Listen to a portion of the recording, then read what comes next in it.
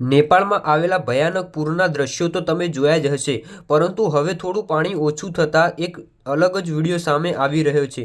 લોકો પૂરના પાણીમાંથી ગેસના સિલિન્ડરો બહાર કાઢી રહ્યા છે। આખરે શું છે આખી વાત? પહેલાં તો તમે આ વિડીયો જુઓ, પછી હું તમને પૂરેપૂરી માહિતી આપું।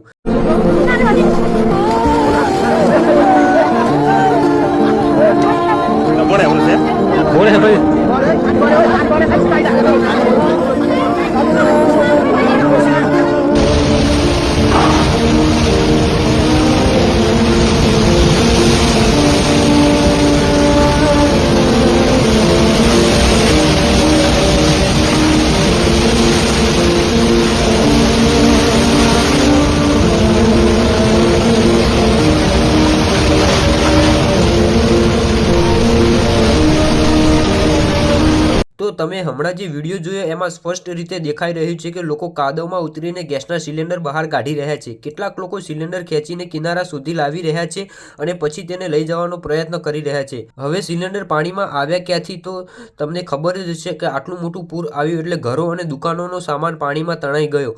એમાં ગેસના સિલિન્ડરો પાણી સાથે તણાઈને અલગ અલગ જગ્યાએ પહોંચી ગયા।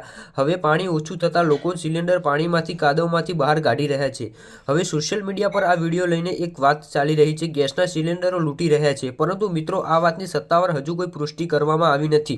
વિડીયોમાં લોકો સિલિન્ડર બહાર કાઢતા અને લઈ જતા દેખાય છે, પરંતુ તેઓ કારણસર લઈ જઈ રહ્યા છે તેની ચોક્કસ માહિતી નથી, એટલે આપણે સીધું એને લૂંટ કહી શકાતી નથી। નેપાળમાં આવેલા પૂરમાં ભારે તબાહી મચાવી છે। ઘણા રસ્તાઓ અને પુલનું નુકસાન થયું છે, ઘરો અને દુકાનોમાં પાણી ઘૂસી ગયું છે અને લોકોનો ઘણો બધો સામાન તણાઈ ગયો છે। હવે પાણી ઓછું થઈ રહ્યું છે, પરંતુ લોકોની મુશ્કેલી હજુ ઓછી થઈ નથી। લોકો પોતાના ઘરનો અને ઉપયોગી સામાન શોધી રહ્યા છે। તો આ હતો નેપાળનો પૂર બાદ ચોંકાવનારો વિડીયો। આવા જ તાજા અને મહત્વના સમાચાર જોવા માટે અમારી RR ન્યૂઝ ચેનલ સાથે જોડાયેલા રહો। હું છું તમારો કિરણ ઠાકોર, તમે જોઈ રહ્યા છો RR ન્યૂઝ। જય હિન્દ।